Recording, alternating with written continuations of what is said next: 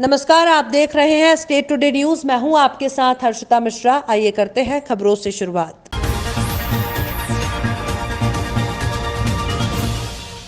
मध्य प्रदेश की विद्युत वितरण कंपनी द्वारा 2017 में जो 300 करोड़ की निविदा निकाली गई थी, उसके आवंटन का आधार ही गलत था। इसमें जटूर रचना की गई थी जो कि जांच अनुसंधान होने पर सामने आ जाएगी। 2000 करोड़ तक जा सकता है घोटाला। निविदा में शामिल ठेकेदारों की कंपनियों के टर्नओवर करोड़ों के हैं और पूरे देश में इनका व्यापार फैला हुआ है। यदि पूरे टेडी की जांच की जाए तो यह घोटाला 2000 करोड़ को भी पार कर सकता है। विद्युत वितरण कंपनी के अधिकारियों ने मामले को रफा दफा करने की साजिश की। टेंडर घोटाले में जहां करोड़ों रुपए की वसूली करना थी, वहां से 2 लाख लेकर मामले को रफा दफा करने की साजिश रची गई। पीएफ कमिश्नर के नोटिस की अनदेखी हुई।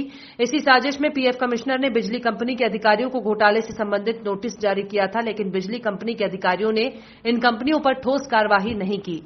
ब्लैकलिस्टेड की कार्रवाई लंबित। एमपीपी के डब्ल्यूसीएल द्वारा मामले में उक्त कंपनियों के खिलाफ अनुबंध की कटिकाओं के अनुसार ब्लैकलिस्टेड की कार्रवाई की जानी थी, लेकिन नहीं की गई। कि आप इसमें FIR 10 का जांच प्रतिवेदन 21 मार्च को कोर्ट में पेश कर रहे हैं। सिर्फ एक पश्चिम विद्युत वितरण क्षेत्र का है। अगर चारों कंपनियों का ये घोटाला देखेंगे तो लगभग 300 करोड़ का है और अन्य विभागों का देखेंगे तो और ज्यादा जाएगा, जिसमें यही कंपनियां मोस्टली इन्वॉल्व हैं। इसलिए हम चाहते हैं कि क्योंकि ये जनता के टैक्स का पैसा पूरे देश में काम कर रही है, ये कंपनियां पूरे देश में काम कर रही है, हम चाहते हैं कि ये पैसा रिकवरी हो। इनके विरुद्ध आपराधिक प्रकरण तो दर्ज हो ही रहा है, लेकिन शासन के जो जिम्मेदार अधिकारी हैं, बिना उनके मिले ये घोटाला नहीं हो सकता। और इत्तेफाक की बात, क्योंकि आप सभी मीडिया से हैं, कि उस समय जो पश्चिम विद्युत वितरण क्षेत्र में देखिए ये कागज है जो इन्होंने बिल लगाया बाउचर है, इसमें ये आखिरी कॉलम में हमने इसको हाईलाइट किया है कि PMRPY योजना का लाभ हमने इतने रुपए का लिया है। ये हम एक बाउचर दिखा रहे हैं, जितने बिल लगे सब में यही बाउचर लगे और इसी को ये इन्होंने दिखा दिया। बिजली विभाग को नहीं बताया, EPF को दिखा दिया, EPF ने ये लाभ दे दिया। अब इसके बाद इन्होंने इसी कागज को फोटो साथ में ले गए फोर्जरी की। आखिरी कागज ये हमारे पास ये अटेस्टेड कॉपी है, ये डिपार्टमेंट की अटेस्टेड कॉपी है। यही देखिए फोर्जरी। तो जब ये घोटाला हुआ, कहाँ गया यार तुम, कहाँ चले गए तुम, अभी मेरे को तंग कर रहे थे, वापस चले गए। तो इसलिए इस घोटाले की जांच होना चाहिए व्यापक स्तर पर और अधिकारियों पर कार्रवाई होना चाहिए और कंपनियों को ब्लैक लिस्टेड किया जाना चाहिए, जिससे इनको दोबारा कोई दूसरी कंपनी जनता के पैसे से खिलवाड़ नहीं हो। बैतूल के एसपी ऑफिस चौराहे पर देर रात तेज रफ्तार जायलो कार के पलटने से एक युवक की मौत हो गई, जबकि इस हादसे में 5 अन्य 3 युवक घायल हुए हैं। हादसा कार के अनियंत्रित होकर पलटने से होना बताया जा रहा है। जानकारी के मुताबिक युवक रेहान पिता रशीद 23 साल अपने दोस्तों नावेद, प्रलय पांडे, भैयू और एक अन्य के साथ जायलो क्रमांक MP 48C1707 में सवार होकर घूम रहे थे। तभी एसपी कार्यालय और कंट्रोल रूम चौराहे के पास कार अनियंत्रित होकर पलट गई। फिलहाल घायलों का अस्पताल में इलाज जारी है और पुलिस घटना की जांच कर रही है। मनासा नगर परिषद के वार्ड क्रमांक 2 शमशान घाट के समीप जा रहे नाले से पिछली रात में हुई तेज बारिश से लबालब भरने पर समेत की किसान बस्ती के घरों में पानी घुसने के कारण महिलाओं ने नगर पंचायत जाकर अपनी समस्या बताई, जहां पर जवाबदार अधिकारी नहीं होने पर तहसीलदार कार्यालय पहुंचकर तहसीलदार ML वर्मा को ज्ञापन देकर बताया कि ग्वाला समाज के श्री राधाकृष्णन मंदिर से मुक्तिधाम तक नाला गहरीकरण और निर्माण कार्य स्वीकृत होकर वर्तमान में चालू है, लेकिन ठेकेदार द्वारा नाले का निर्माण ग्वाला समाज के श्री राधाकृष्ण मंदिर तक ही गया और काम रोक दिया गया। वहीं जहां किसान बस्ती है वहां पर नाला निर्माण नहीं किया गया, जिससे बारिश में आने वाला पानी हमारी बस्तियों में घुस जाता है। गुरुवार पिछली रात भी तेज बारिश के कारण हमारे घरों में नालों का पानी और गंदगी आ गई, जिससे हमें काफी परेशानियों का सामना करना पड़ रहा है। नाले में जानलेवा जीव जंतुओं मच्छरों का जमावड़ा रहता है, वहीं वो स्वास्थ्य के लिए भी घातक है। महिलाओं ने प्रशासन को चेतावनी दी है कि सोमवार तक नाले की सफाई कर उसके अधूरे पड़े निर्माण को दोबारा चालू करें, अन्यथा सभी बस्ती की महिलाएं सोमवार को नगर पंचायत में धरना देंगी, जिसकी समस्त जवाबदारी प्रशासन की होगी। इस अवसर पर कांग्रेस नेता रामप्रसाद कसेरा, दिनेश राठौर और बस्ती की महिलाएं उपस्थित। अध्यक्ष पद को लेकर फिर मामला गरमाया। दरअसल पूरा मामला गांधीनगर भोपाल वार्ड क्रमांक 1 पूज्य सिंधी पंचायत से जुड़ा है। वर्ष 2016 में सर्वसम्मति से पूज्य सिंधी पंचायत के अध्यक्ष भाई रमेश कुमार हिंगोरानी को चुना गया, जिनका कार्यकाल वर्ष 2019 में समाप्त हो गया था। पूज्य सिंधी पंचायत के अन्य पदाधिकारी गणों द्वारा अध्यक्ष महोदय से संस्था का रजिस्ट्रेशन कराए जाने और रखरखाव के लिए बार बार निवेदन किया, लेकिन श्रीमान अध्यक्ष महोदय अपनी मनमानी करते रहे। जब ज्यादा विरोध हुआ तो गुस्से में आकर अध्यक्ष महोदय द्वारा दिनांक 30 दिसंबर 2020 को उक्त संस्था भंग कर दी, जिससे दुखी होकर पूर्व के पदाधिकारी गणों और सदस्यों द्वारा एक बैठक का आयोजन कर दिनांक 1 जनवरी 2021 को सर्वसम्मति से निर्णय लिया गया कि किशोर कुमार वरलानी को पूज्य सिंधी पंचायत का अध्यक्ष चुना गया, जिसकी सूचना नियमानुसार जिला कलेक्टर और रजिस्ट्रार महोदय भोपाल को दी गई है। यहां पर कहानी में फिर एक नया मोड़ आया। रमेश कुमार हिंगरानी द्वारा अंतकाल एक बैठक का आयोजन कर अपने आप को पूज्य सिंधी पंचायत का अध्यक्ष घोषित कर पेपरों के माध्यम से सूचित किया गया है, जिसकी संपूर्ण जानकारी के साथ किशोर कुमार द्वारा श्रीमान भोपाल कलेक्टर को लिखित आवेदन के साथ कर अवगत कराया गया है। टीकमगढ़ जतारा में कांग्रेस पार्टी के कार्यकर्ताओं के द्वारा दिल्ली में हुए किसान शहीद उनकी याद में कैंडल मार्च जलाकर श्रद्धांजलि दी गई। जतारा में कांग्रेस पार्टी के कार्यकर्ताओं के द्वारा कैंडल मार्च निकालकर दिल्ली में अपनी मांगों को लेकर किसान भाइयों की जो मृत्यु हुई है, कितने किसान इस आंदोलन के दौरान शहीद हुए हैं, जिसको लेकर कांग्रेस पार्टी के नेता जिला पंचायत उपाध्यक्ष दिग्विजय सिंह गौरव राजा ने कहा कि वो किसान शहीद हुए हैं, उन किसानों के बलिदानों को व्यर्थ नहीं जाने देंगे। आज नहीं तो कल सरकार को किसान विरोधी कानून वापस लेना ही पड़ेगा और उन किसानों को श्रद्धांजलि देते हुए कैंडल मार्च निकाला और बाबा साहब भीमराव अंबेडकर के यहां कैंडल मार्च को जलाकर श्रद्धांजलि दी, जिसमें बाबूलाल गुप्ता, डॉक्टर हित किशोर श्रीवास्तव, हफीज हाशमी, सचिन जैन, लईक खान, इब्बू काजी, अरबाज मसूरी, जुगल वर्मा आदि कांग्रेस पार्टी के कार्यकर्ता मौजूद रहे। जिला प्रशासन की सक्रियता और महाराष्ट्र की सोलापुर पुलिस के सहयोग से सोलापुर में बंधक बनाए गए बहोरीबंद तहसील क्षेत्र के ग्राम धनवाही कारीपाथर बंधी स्टेशन के 52 श्रमिकों को छुड़ाने में बड़ी सफलता मिली। हम आपको बता दें कि महाराष्ट्र में मजदूरी करने गए श्रमिकों के परिजनों ने पुलिस अधीक्षक कार्यालय कटनी और कलेक्टर जनसुनवाई में शिकायत दर्ज कराई थी कि बहोरीबंद क्षेत्र के कुछ दलालों के माध्यम से श्रमिकों को झांसा देकर मजदूरी कराने महाराष्ट्र के सोलापुर जिले के कंदल गांव ले जाया गया और इन लोगों को आध्यात्मिक काम और कम पैसे देकर जोर जबरदस्ती से कार्य करवाया जा रहा था और विरोध करने पर मारपीट की जाती थी और सभी मजदूरों को बंधक बनाकर प्रताड़ित करने लगे तो किसी तरीके से छुपकर मोबाइल के माध्यम से मजदूरों ने अपने परिजनों को सूचित किया। मामले की जानकारी जैसे ही कलेक्टर प्रियंक मिश्रा को मिली, उन्होंने मामले की संवेदनशीलता को समझते हुए तुरंत ही बहोरीबंद एसडीएम रोहित सिसोनिया को प्रकरण की जांच करने और त्वरित रूप से जानकारी उपलब्ध कराने के निर्देश दिए। एसडीएम श्री सिसोनिया ने महाराष्ट्र के अधिकारियों से संपर्क कर सोनवाने एसडीएम टीकमगढ़ की मदद से महाराष्ट्र के सोलापुर जिले में पदस्थ पुलिस अधीक्षक तेजस्वी सतपोटे से बात की और उन्हें पूरा घटनाक्रम और श्रमिकों की समस्या बताई। श्रमिकों की समस्या संज्ञान में आते ही पुलिस अधीक्षक तेजस्वी सतपोटे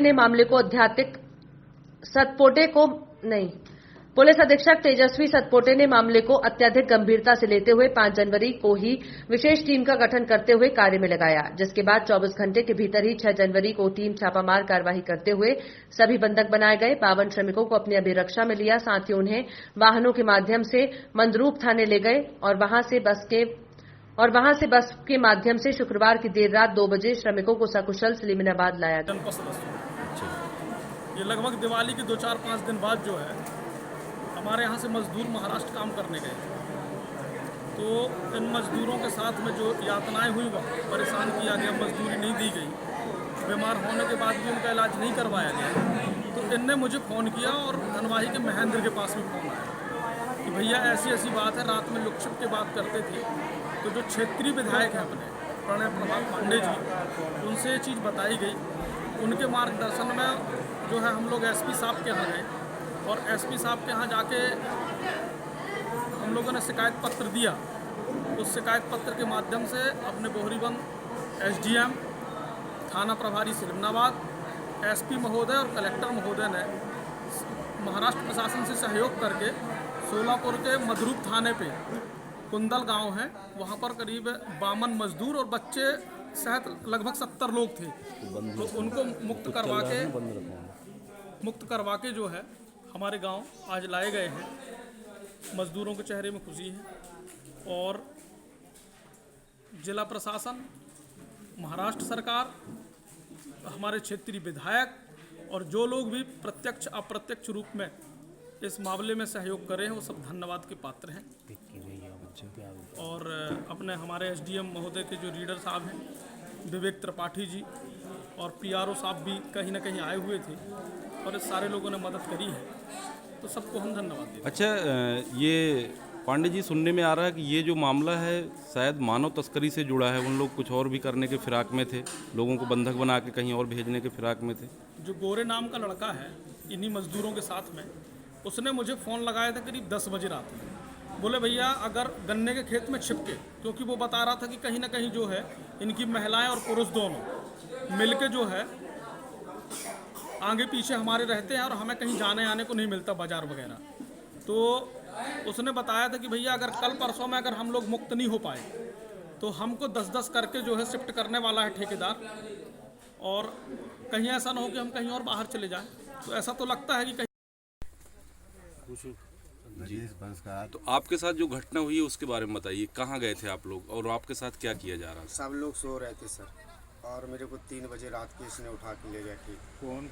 वही जिस मालिक जिसके यहाँ काम कर रहा था। क्यों उठा के लेके गए थे? बोले वहीं रहना है, तेरे को काम करना है, सुबह आ जाना मेरे साथ। फिर मेरे को वहीं छोड़ दिया और ये सुबह दूध लेके वहाँ से आ गया। मतलब वहाँ मेरे को किडनैप कर लिया। तो लेबर चली गई और मेरे बस को उसने अपने पास रख लिया। तुमको किडनैप कर लिया? आने नहीं दे रहा। कितनी लेबर गई थी आपके साथ? 52 लेबर। कौन लेबर? ये 51 लेबर तो थाने में थी और मैं अकेला वहाँ था। नहीं, तो आप लोग को यहाँ से कौन लेके जाता था? यानी यहाँ से काम के लिए बाहर कौन लेके जाता था? वही सेठ जिसके यहाँ काम में गए। यहाँ आया था, आपके गांव आया था? हाँ। कि यहाँ गांव के कुछ लोग थे जो आपको यहाँ से भेजते थे? नहीं, यहाँ से तो भेजे थे कूड़न वाले। क्या नाम है उनका?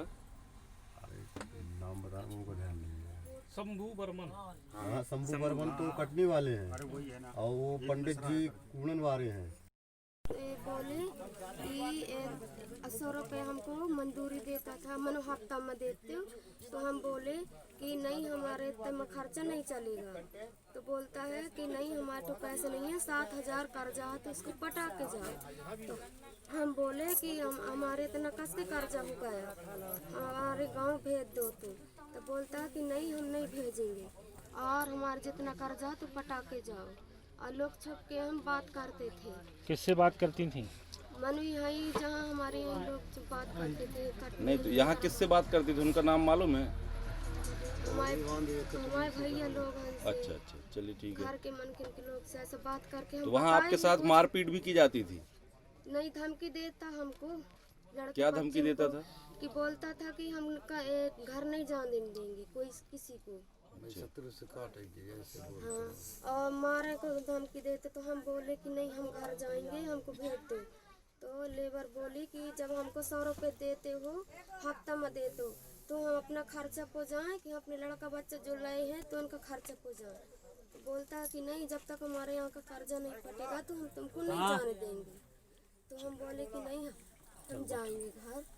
तो यहाँ से जब फोन गया कटनी जिला से और यहाँ से बहरी बन, तो यहाँ से गया वहाँ थाने को। तो वहाँ गई तो वहाँ हमसे पूछी कि तुम्हारे कटनी जिला से और से बहरी वन क्षेत्र से तुम्हारा फोन आया है, तो तुम यहाँ चलो,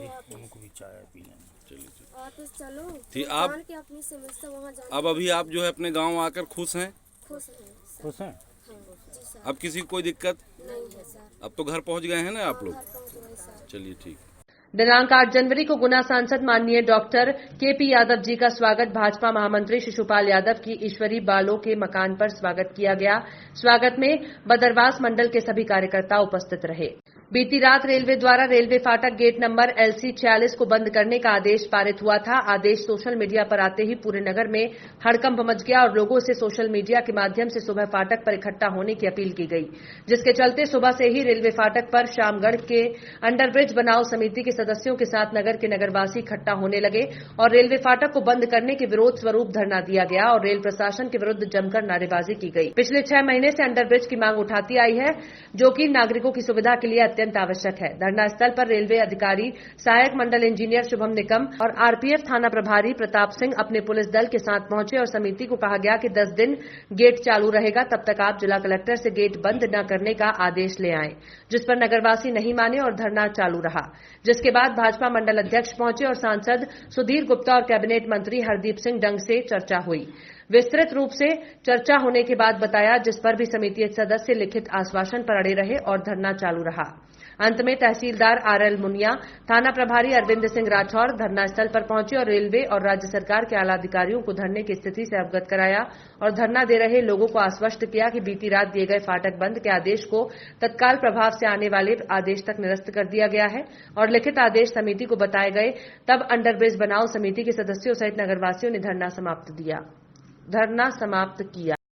जब से हमें पता चला है कि शासन प्रशासन जैसे ओवरब्रिज बना के इस फाटक को बंद करेगी, जो कई क्षेत्र के लोगों को इससे जोड़ती है। यहाँ से लगभग 15,000 लोग आवागमन प्रतिदिन करते हैं। अंडरब्रिज बनाओ समिति के माध्यम से पिछले 5 महीने से इसे प्रयास चल रहा है कि अंडरब्रिज शामगढ़ के अंदर बने और कल एक आदेश निकला रेलवे की तरफ से कि कल बी स्पेशल जो फाटक है उसको बंद किया जाएगा। उसके उपरांत हमने यहाँ पे धरना प्रदर्शन दिया गया और धरना प्रदर्शन देने के बाद में आज हमें अभी तहसीलदार साहब के द्वारा पता चला है कि ये जब तक वैकल्पिक इसका कोई उपचार नहीं निकलता है, जब तक ये फाटक बंद नहीं होगी। इससे हम संतुष्ट हैं और हमारी एक ही मांग है कि जब तक अंडरब्रिज यहाँ नहीं बने तब तक ये रेलवे फाटक बंद नहीं होगा। अगर ऐसा धरने पे बैठे थे, अब क्या आश्वस्त किया गया है उन्हें? यहाँ शामगढ़ में जो अंडरब्रिज बनाने की मांग लेकर और जो ओवरब्रिज बन गया उसके बाद ये फाटक बंद कर दिया गया था, तो आदेश जारी हो चुका था। उसके विरोध में अंडरब्रिज बनाया जाए, इसी मांग को लेकर धरना दिया गया था। रेलवे प्रशासन द्वारा अन्य अग्रिम आदेश तक फाटक बंद नहीं होने का लिखित में दिया है, तो धरना समाप्त। तहसील बहोरीबंद के ग्राम कुआ अंतर्गत संजय निकुंज में रोपड़ी कृषक प्रशिक्षण सह भ्रमण का कार्यक्रम रखा गया। उक्त कार्यक्रम में कृषकों को कृषि संबंधित आने वाले समस्याओं का समाधान बताया गया। कृषि से संबंधित नए और उपयोगी तरीके बताए गए। एसबी सिंह परियोजना अधिकारी उद्यान जिला कटनी द्वारा कृषकों को कृषि कार्य के लिए आत्मनिर्भर बनाने और ज्यादा से ज्यादा जैविक खाद का उपयोग करने की सलाह दी। मौके पर उपस्थित उद्यान विकास अधिकारी आरएस राजपूत और ग्राम विकास अधिकारी सुप्रिया जोशी ने कृषकों से कहा कि हमें अपने खेतों की उर्वरा शक्ति को बचाए रखने के लिए गोबर की खाद का ज्यादा से ज्यादा उपयोग करना होगा। मौके पर उद्यान विकास अधिकारी रीठी आरएल नामदेव और आरएस दुबे संचालक जैविक पाठशाला नैगवा के द्वारा कृषकों को जैविक खाद की उपयोगिता बताई। इसके बाद सभी कृषकों को ग्राम छपरा ले जाकर लाई गई। उन्नत खेती को दिखाकर कृषकों को कृषि संबंधी जानकारी दी गई। उक्त कार्यक्रम में जनपद सदस्या राधा विश्वकर्मा, बरेलाल बर्मन की उपस्थिति गरिमामय रही। कृषकों में कीरत सिंह पड़वार, कृष्ण कुमार नायक, प्रवीण नायक, रोहिणी काची, निमास और अन्य कृषकों की उपस्थिति। कहाँ के निवासी हैं आप? निवास के यहाँ किस लिए आए हैं? यहाँ पर आज प्रशिक्षण था। उद्यान की प्रशिक्षण था।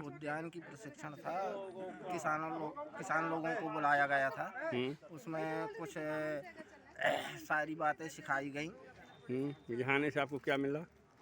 क्या लाभ हुआ? यहाँ आने से हमको बहुत लाभ मिला। यहाँ आने से हमको जैविक खाद बनाने की स्कीम बताई गई। अच्छा। और देसी पत्तियों से दवाई बनाना बताया गया, जो मान लो सब्जियों में डाली जाती हैं। और बहुत सी बातें बताई गई। भाई साहब, आपको क्या नाम है? मेरा नाम बद्री प्रसाद हल्दकार। कहाँ से हैं आप? निमास गांव से। यहाँ कहाँ आए? हम लोग प्रशिक्षण के लिए, किसान प्रशिक्षण के लिए आए थे उस भ्रमण के लिए। यहाँ आने से आपको क्या लाभ मिला?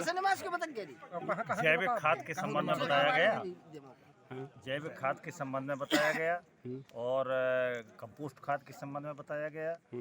नीम की पत्ती से, मठा से, गाय के मूत्र से, हींग से, कीटनाशक दवाइयों के लिए बताया गया, बनाना बताया गया। फिलहाल खबरों में इतना ही। और भी खबरों के अपडेट्स के लिए आप देखते रहिए स्टेट टुडे न्यूज।